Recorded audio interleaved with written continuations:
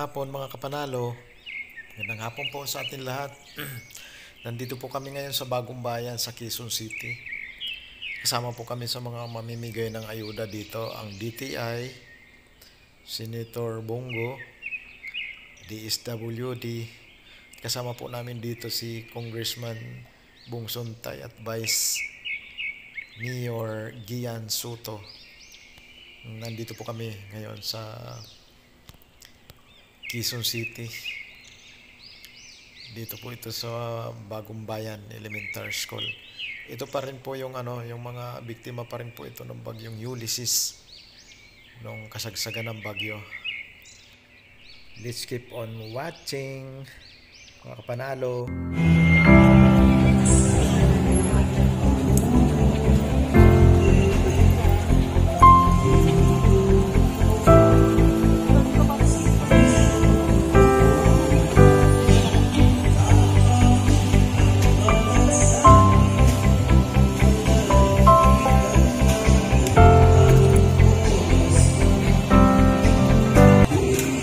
Ulan pa.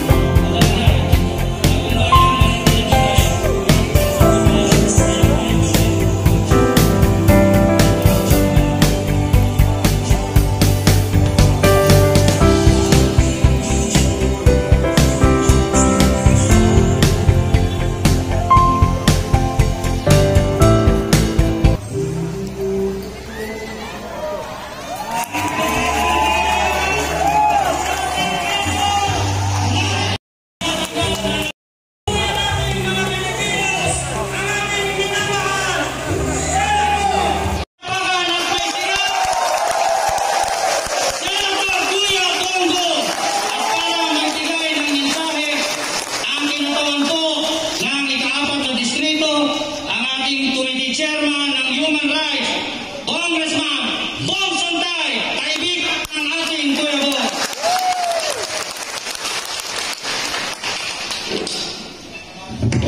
Maraming salamat. Siyempre sa ating mga kasamahan dito sa Barangay Bagong Bayan, mga kaibigan na naapektuhan itong nakaraang baha at pagdating ng Typhoon Ulysses sa ating lugar. Kay Kapitan Alex Cruz ng Barangay Bagong Bayan at ng kanyang council, palapakan natin. Siyempre, kasama na yung natin ating napakasipag na DTI Secretary Mon Lopez. Director John Banson ng DSWD. Yusek Jiboy ng Presidential Legislative License Office. Andito ang aking kasama sa Kongreso, Congressman Alan Reyes, ang inyong Congressman. Ang ating napakasipag na senador. Alam nyo, binilho ako sa tao ito. Nung hindi pa man siya senador, talagang lahat ng pwedeng puntahang lugar. Nanaw, kaninang umaga, nasa Bulacan naman para magbigay ng tulong. At ngayong hapon ito, nandito sa atin sa Quezon City. Palakpakan natin, napakahusay na senador, Senador Bongo.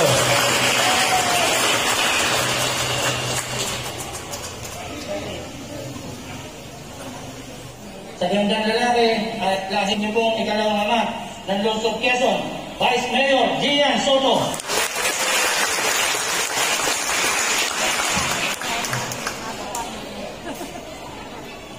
Magandang hapon po sa inyo lahat. Sa lahat po ng ating mga guests na kasama natin ngayon.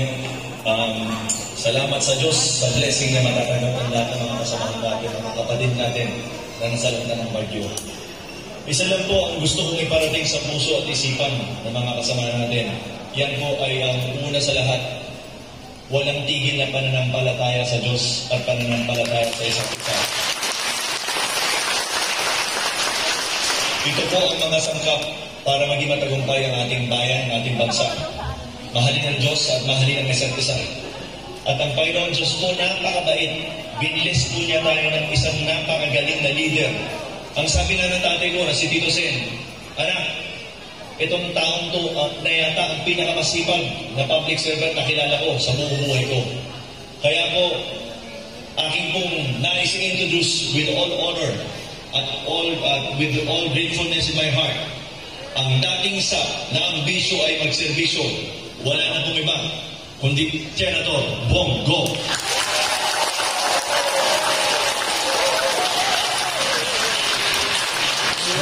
Maraming salamat, kindly sit down po. Maraming salamat, Vice.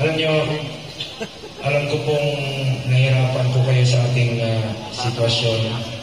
Kaya parati po namin sinasabi ni Pangulong Duterte, konting tiis lang po mga kababayan ko. Kapit lang tayo. Lalampasan rin natin itong pandemyang ito. Kailangan na natin magtulungan muna sa isa't isa para Sinusubukan tayo ng ating Panginoon. Ang ating pananampalataya sa Kanya. Kita niyo po, bumaliktad yung mundo.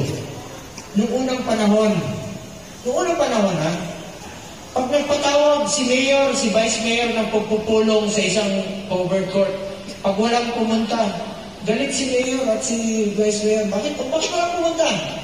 Ngayon po, pag nagpatawag sila at marami ang pumunta, galit si Mayor at si Vice Mayor. Bakit marami pumunta at magkukumpul yung tao? Kita niyo bumaliktad.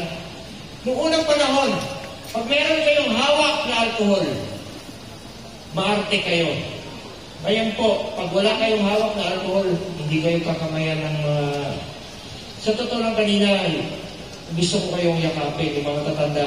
Tuwing mga nasusunugan, pinupuntahan ko kayo, nakikipag-boodle fight ako sa inyo. Pagkatapos ng aking proklamasyon, dumiretso ako sa nasunugan. Totoo yun sa akin ni Congressman. Gusto ko kayo makahalubilo, makamayan, mayakap, yung mga tatanda. Wala po akong pili. Pero po, bawal pa sa ngayon. Sumunod muna tayo sa ating gobyerno. At paigtingin natin ang ating pananampalataya sa ating Panginoon. At huwag po kayo mag-alala, pag meron na hong safe na vaccine, pag na-declare na po ng FDA na safe yung vaccine, uunahin namin ni Pangulong Duterte, lahat po na mahirap, uunahin po namin kayo lahat. Siguraduhin muna natin na safe yung vaccine na pwede na pong ituro. Huwag muna tayo magmadali dahil delikado po. Unahin muna natin yung kanyang sigurado na safe na po. Ayan, maraming salamat po kay Vice Mayor Gian Soto. Anak po ito ng aking boss sa Senado. Ang boss po ng Senado ay si Senator SB President Tito Soto. Palakpakan natin si Senator Soto, ang aming boss. Masipag ako, pero mas masipag po si SP Soto. Hindi po nag-absent sa Senado yun. Kahit na gano'n na pong edad niya, araw-araw po nandiyan dyan siya sa Senado. Kita mo talaga isang leader po ng Senado. Hanga po ako sa serbisyong Soto. Palakpakan natin ang Soto. Dito rin po ang aking matalik na kaibigan, ang aking tokayo.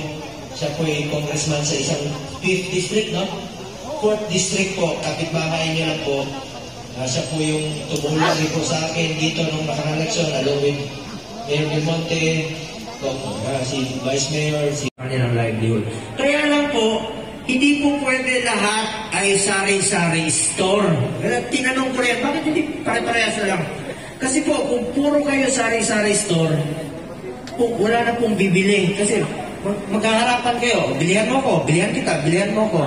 Kung ganon, pag binigay na po sa inyong puhunan, bumili kayo ng abridor, ng dilata, buksan niyo po yung mga dilata na paninda ninyo, kainin niyo po pag hindi niyo nabenta. Dahil inyo na po yun, bigay na po ng DTI sa inyo. Andito rin po ang ating DSWD, headed by Director Jam Banson, Miss Jeanette Llamera. Palapakan natin. Ito mga napakasipag po itong DSWD. Sobrang sipag po ito. Kahit saan po ito umiikot. Ano po, naniniwala na ako na may asim pa ka. Salamat, partner. Salamat. Alam nyo, mga kababayan ko sa Quezon City. Pinapagpitilihan sila. Totoo po yan. Si Philip may asim. Kahapon po.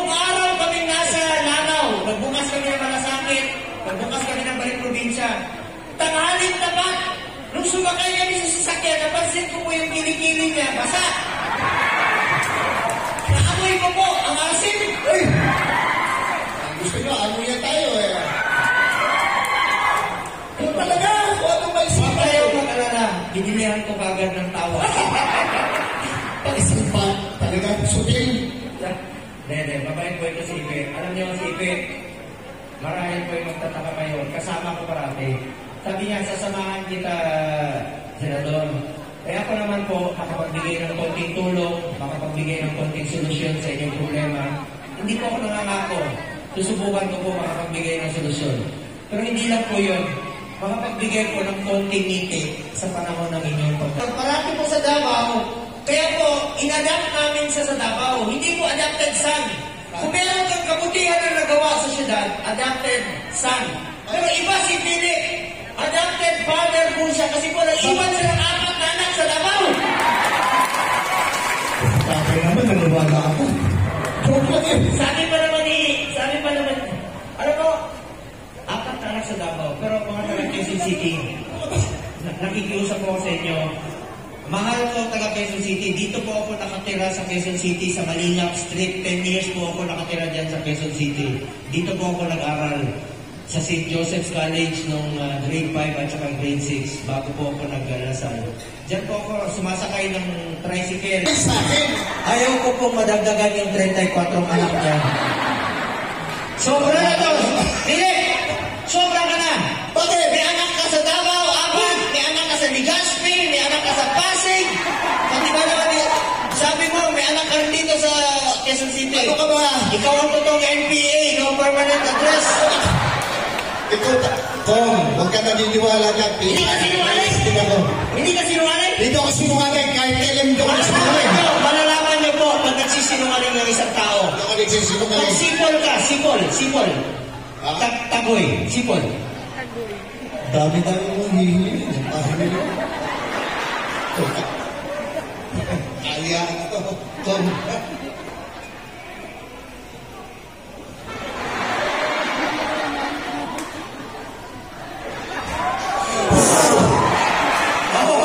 Kaya ko yan. Narinig niyo sipol niya, pisot? Anong piso? Guwapo si Philip, di ba? Oh, guwapo. Sino Bisaya dito? Sino Bisaya? Sos, Pero, dago saya. Pisot ko. Bakit ikaw pinagin ka? Pisot man. Ba't tayo matuwid? Ito, si Grego Pelica po. Ang ating PNCC Commissioner. Si Greg Opeleca, mamaya papakilala ko. Kasangga ba ito sa kampanya laban sa korupsyon. Pero si Philip Salvador, guwapo, di ba? Oh, aminin mo na, guwapo ka. Salamat po, pisot ko. Parang hindi yung ibig sabihin talaga. Wala na. Ano yata ibig Wala sabihin? namang maniniwalang pisot si Philip, 34 anak. Uy! Ayan na sinasabi ko sa'yo. Hindi talaga yun yung ibig sabihin. Sa presinto ka na magpaliwanag. Mga polis, pakilala nga nito. Hindi. Ito si Philip, mabait po ito. Lahat tayo may bisyo. Lahat tayo. Lahat ng tao sa mundong ito may bisyo. Tama. Diba? May masamang bisyo, may mabuting bisyo. Ang bisyo ko po, magserbisyo sa inyo lahat. Tama yan. Ngayon, kung ang bisyo ko, magserbisyo, anong bisyo ni Philip Salvador? Hindi ako nakatingin sa'yo eh. Sumayinas ka eh. Ulitin ko, ang bisyo ko, magserbisyo, anong bisyo ni Philip Salvador? Sinungalay! Oh, katistrito mo. Oh, kita nyo? May bisyo, kilala na ko. Bisyo si Philip Salvador. Wala. Ito parati kong kinikwento sa inyo. Kaya po, huwag niyo po akong tawagin senador. Tawagin niyo lang po akong Kuya Bongo. Bongo o Kuya Bongo lang po. Kasi hanggang ngayon, hindi ko pa alam na senador na ako. Kaya lang po, hindi po pwede lahat ay sari-sari store. Tinanong ko rin, bakit hindi pare-parehas na lang?